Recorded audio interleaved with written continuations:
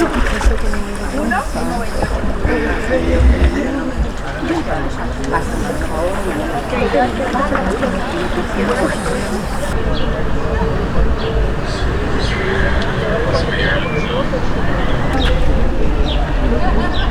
we're here at the Sea of Galilee where Jesus walked on the water.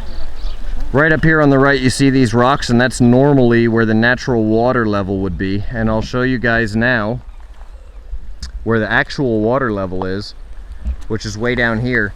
And the reason for that is because in water conservation you're gonna have a lot of evaporation on natural water. So for the purposes of water conservation, they pump a lot of the lake to underground reservoirs, and with that and the desalinization plants that they have here, they have what would normally be a water shortage for as many people as live in this small country. They now have plenty of water for everybody. So just a cool little representation of visual representation of another one of their cool ways that they use modern science to support the country. Hi everybody, so we're right here on the shores of the Sea of Galilee. That is back from the biblical times of Jesus Christ. And as we see the shoreline that's right behind the camera, what we see in the background is this ridge. And up on top are the Golan Heights, and after the Golan Heights is the Syrian border. Now I'll give you a little bit of history.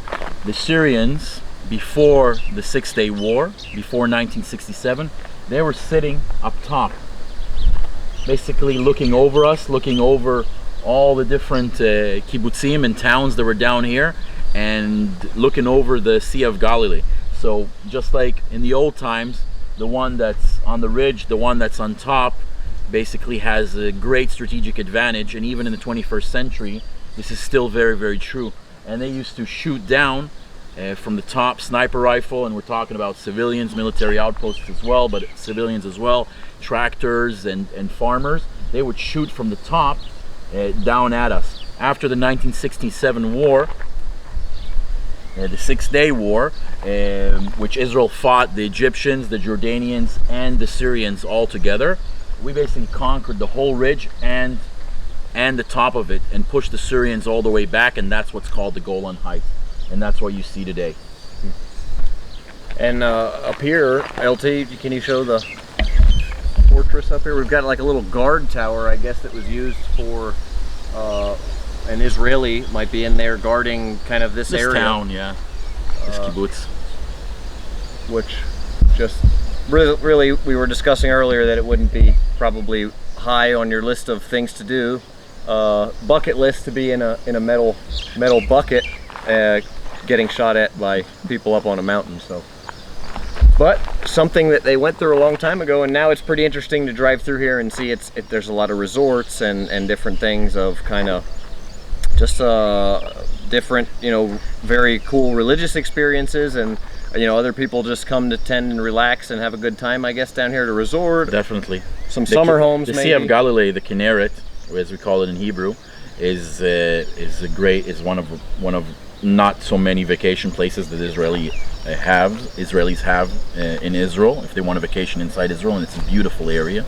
It's also a holy site, and we also use it for water. We use it as it's our main water source. Okay, very cool, very cool.